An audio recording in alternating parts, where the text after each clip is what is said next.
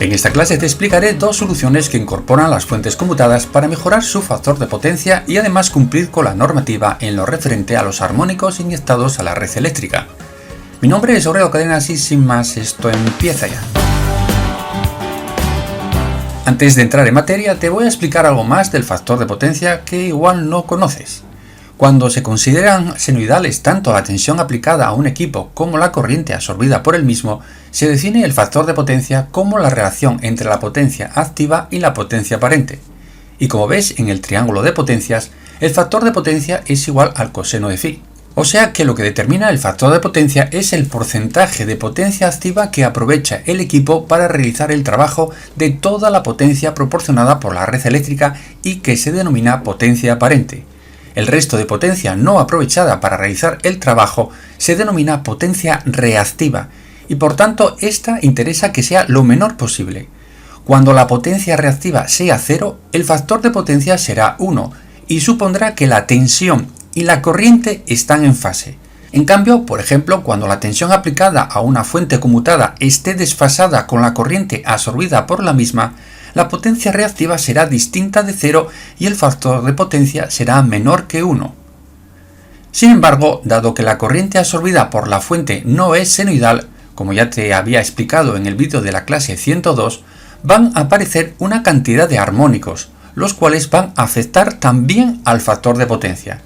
De ahí que se tenga que definir el factor de potencia mediante dos factores, uno denominado factor de desplazamiento, que es el que determina la cantidad de potencia aprovechada del total aportada por la red eléctrica y que te había comentado antes, y el otro, el factor de distorsión, utilizado para determinar la cantidad de armónicos de la corriente.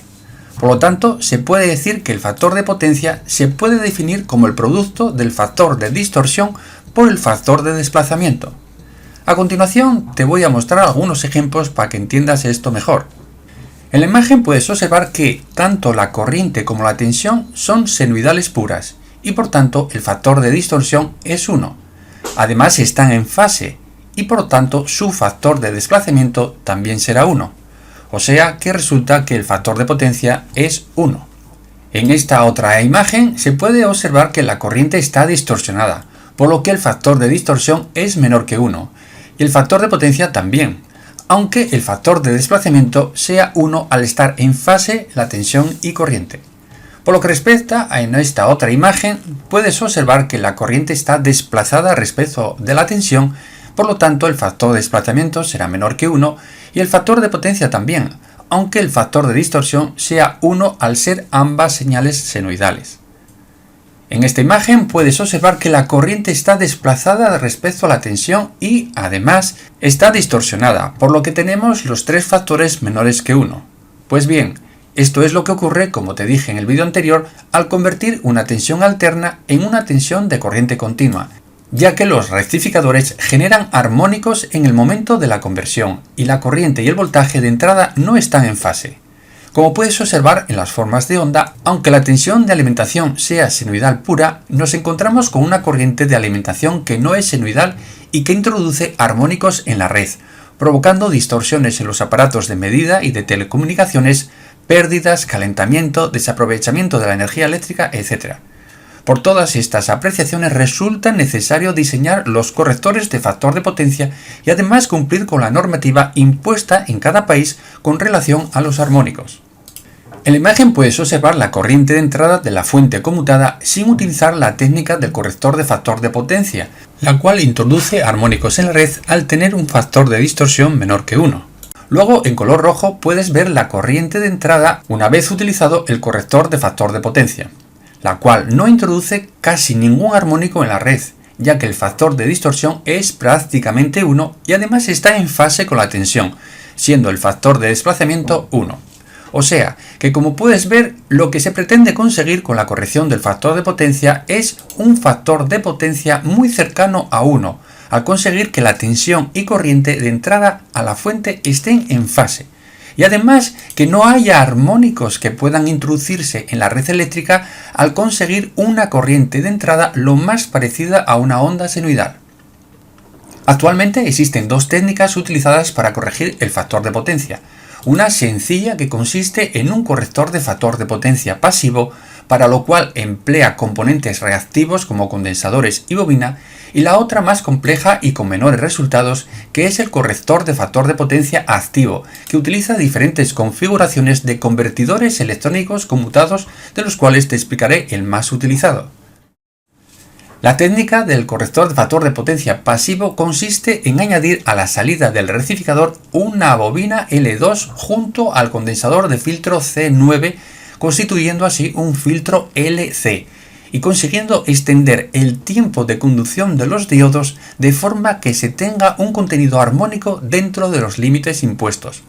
Si visualizas la forma de onda de la corriente alterna por la entrada del rectificador sin colocar la bobina L2, puedes observar el tiempo de conducción de los diodos, que es pequeño y tiene un pico de corriente alto.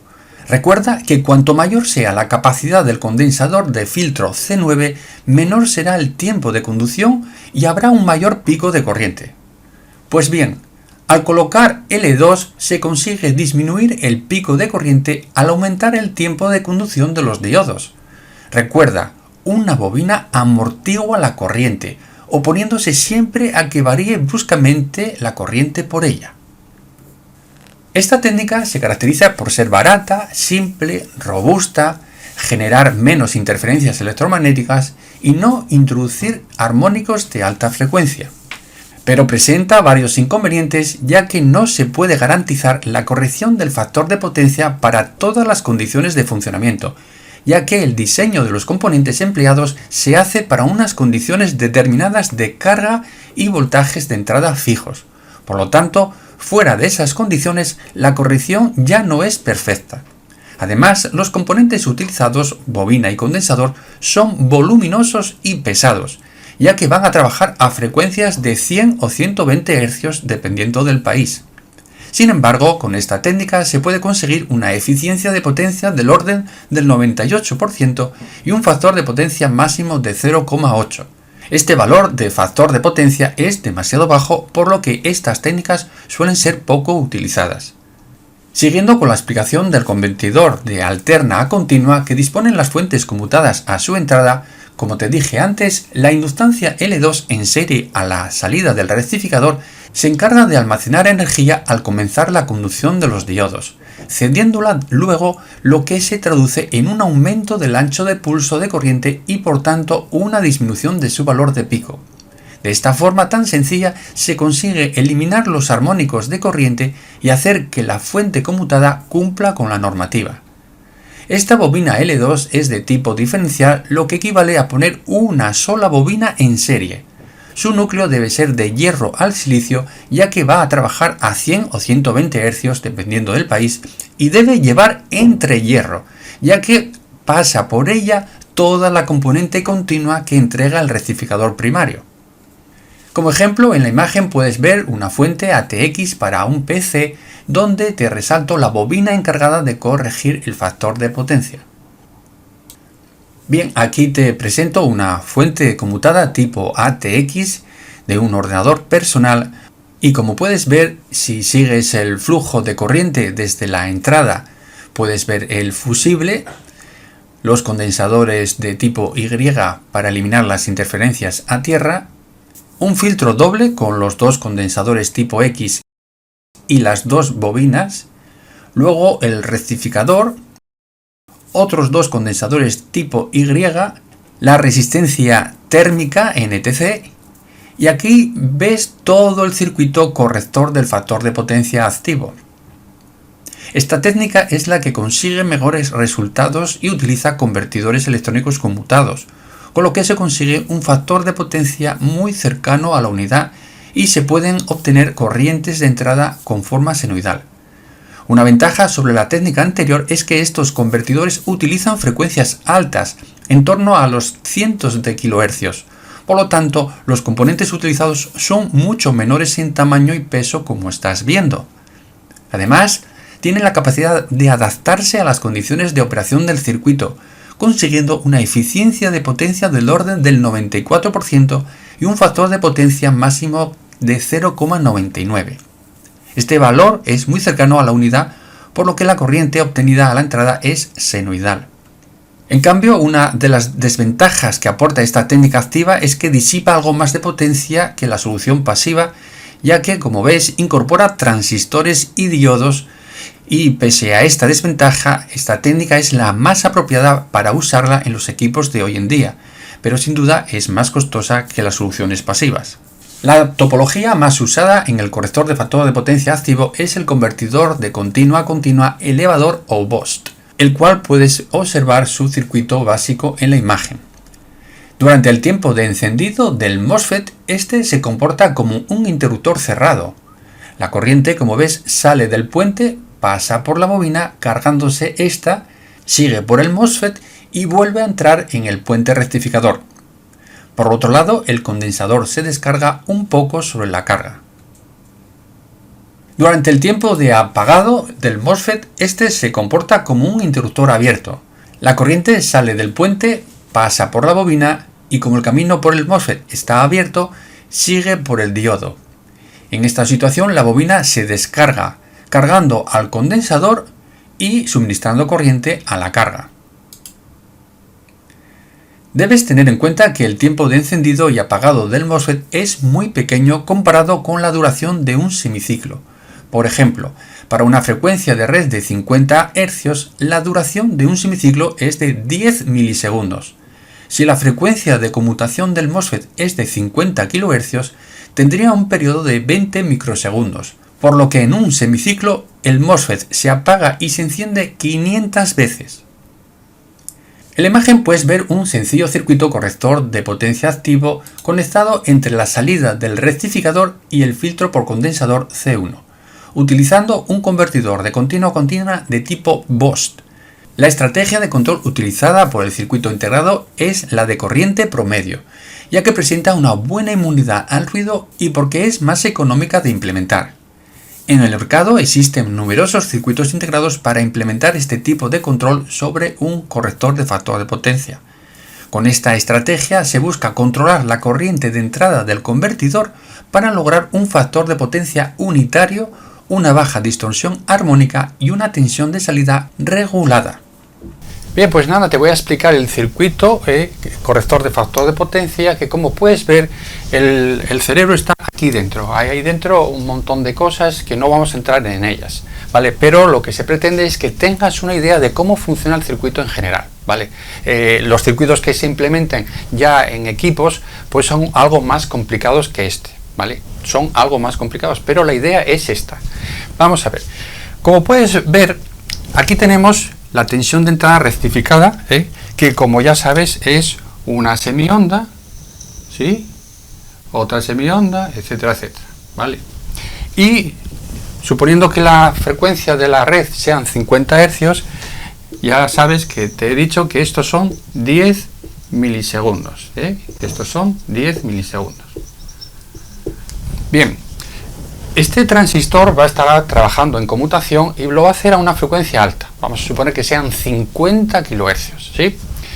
Entonces vamos a suponer que esta señal que tenemos aquí, que es la que yo te represento aquí, pues este tiempo dura pues 1 partido de 50.000, que son unos 20 microsegundos. Y vamos a suponer que, bueno, está 10 microsegundos a nivel alto y 10 microsegundos a nivel bajo. Por lo tanto, este transistor, en este tiempo, en el tiempo en que está saturado, en el tiempo en que está en conducción el transistor NMOS, pues ¿qué va a ocurrir? Se va a comportar como un interruptor cerrado, ¿sí? Entonces, fíjate, la corriente que va a pasar por la bobina, al llegar aquí, como esto es cero, pues se va a cerrar por aquí, así de fácil. O sea que vamos a tener una corriente por aquí, ¿sí? Fíjate que el diodo no conduce. ¿Por qué? Porque aquí tengo una tensión en el MOSFET de 0 voltios prácticamente, mientras que aquí tengo una tensión alta, sobre los 400 voltios, ¿vale? Por lo tanto, este diodo está en off, ¿vale? Este diodo está en off. Por lo tanto, la corriente por él va a ser cero. Cero patatero. Sí. Bien. ¿Qué va a ocurrir con la bobina? Bueno, pues como le estamos aplicando tensión, la bobina se va a cargar, y va a tener una polaridad tal que así, ¿vale? La corriente entra por el positivo. Por eso decimos que la bobina se carga, se comporta como un receptor. Bien, entonces la corriente por la bobina, como se carga, pues nada, la ponemos así, aumentando, ¿sí? Aumentando. Y será la misma corriente que estará circulando por el transistor, por I sub S. Será la misma que está funcionando por el transistor. Vale. ¿Qué tensión tenemos en la bobina? Pues la tensión que tenemos en la bobina es la tensión de entrada, porque fíjate, tensión de entrada, tensión de la bobina, y aquí tenemos prácticamente cero. Entonces, pues nada, la tensión de la bobina será la tensión de entrada, V sub I. Bien, bien, vamos. Vamos. ¿Y la tensión de salida qué va a pasar? Como el diodo no conduce, este condensador está cargado y lo que va a hacer es descargarse algo a través de la carga, de lo que tengamos ahí a partir de ahí conectado, que ya veremos. Entonces, lo que hacemos es que, bueno, suponemos que la tensión disminuye algo, más o menos unos 6 voltios. Bien. Pues nada, ya terminó ese tiempo de estado en on del transistor y ahora, ¿qué va a ocurrir? Que el transistor NMOS pasa al corte, ¿sí? Porque le estoy aplicando una tensión cero, y él necesita siempre una tensión mayor en la compuerta que en la fuente. Bien, ¿qué va a ocurrir? Bien, entonces, la bobina va a seguir circulando corriente por ella, ¿vale? Pero ¿qué va a ocurrir? Que como no circula por aquí, por el transistor, el diodo va a conducir. Entonces la corriente va a seguir fluyendo por el diodo, va a cargar el condensador y va también a suministrar corriente para carga. Es decir, que la bobina se está descargando porque está aportando la energía que almacenó antes. ¿Y por qué sabes que se descarga la bobina? Mira, ¿qué tensión tenemos en la bobina? La tensión de entrada menos la tensión de salida. Resulta ser que la tensión de salida es mayor que la entrada. Aquí suelo tener unos 300 de máximo, 320 y algo, 300 poco, más, y aquí tengo 400. Este circuito es un elevador, tenemos más tensión a la salida que a la entrada. Por lo tanto, ahora la bobina, la polaridad que tiene es esta, ¿vale? Antes no, porque antes aquí estaba cerrado y toda la tensión aquí. Pero ahora, esto al estar abierto, el condensador tiene más tensión que aquí. Y fíjate, ¿qué va a ocurrir? Que la corriente sale por el positivo. Y eso es una fuente, es un generador. Cuando la corriente sale por el terminal positivo, es un generador. Por lo tanto, la bobina ahora funciona como una fuente, como un generador. Es decir, se está descargando, está cediendo esa energía, ¿vale? Entonces, por eso decimos que la corriente va a disminuir, ¿vale? ¿Qué corriente pasa por el transistor? Nada, cero.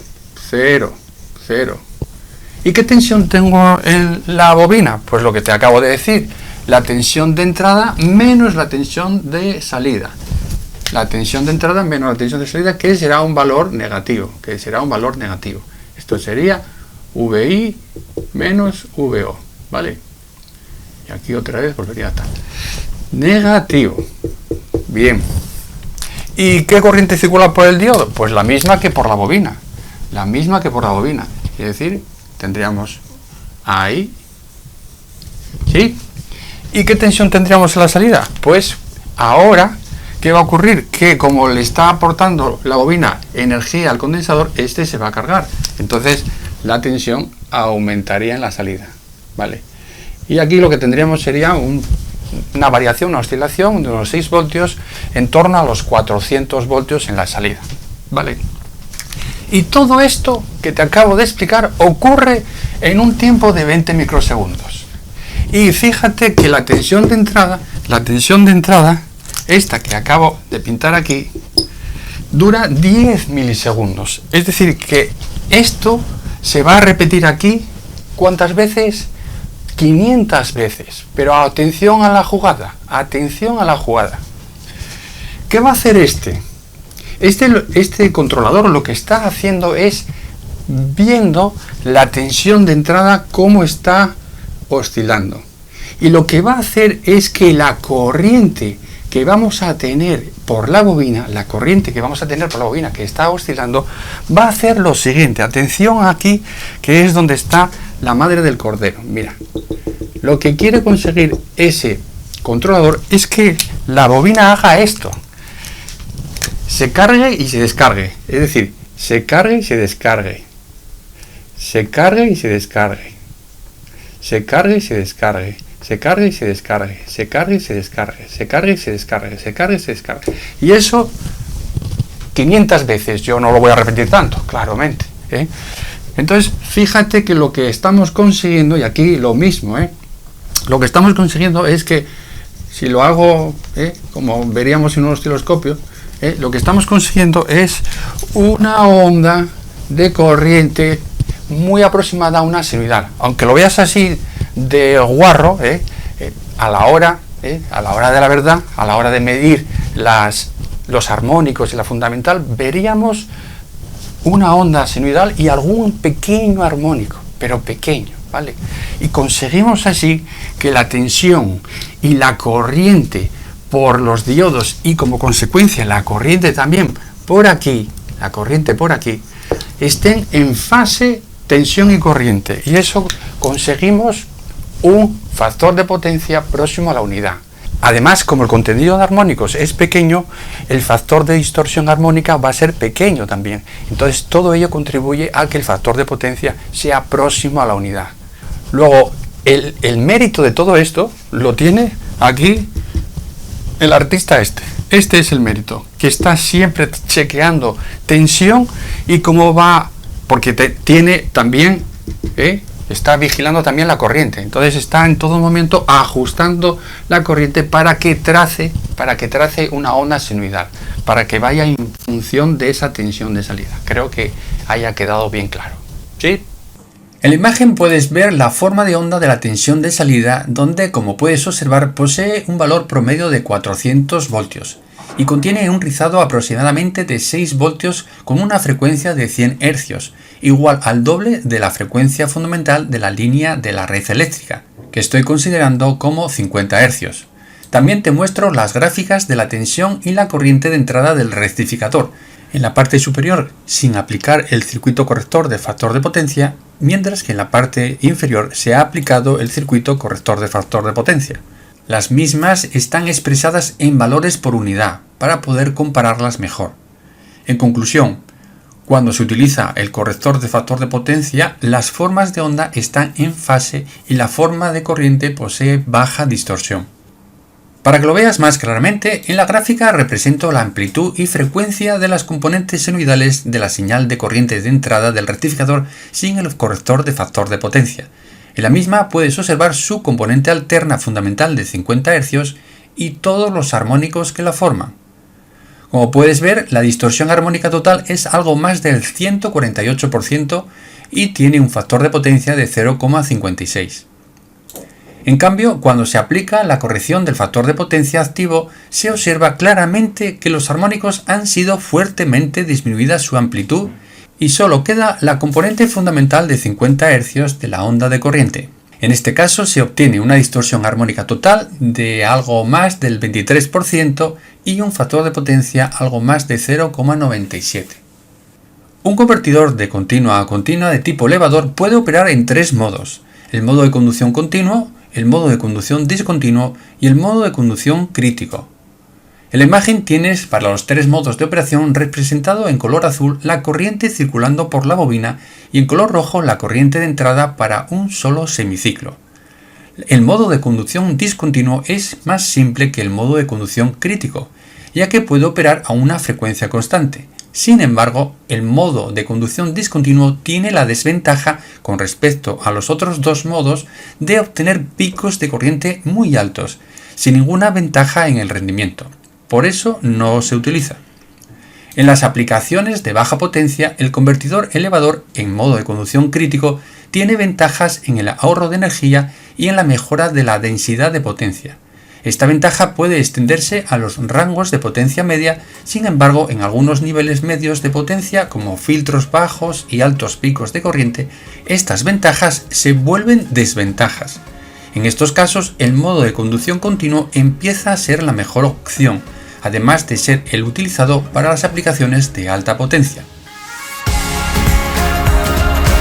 Bueno, gracias por tu atención hasta el final del vídeo, espero que te haya gustado. Si es así, por favor dale al me gusta, pulgar arriba, y si no quieres perderte ninguno de mis clases, suscríbete a mi canal Acadenas y no te olvides de activar la campanita para que YouTube te avise cada vez que suba un vídeo. Chao, hasta la próxima.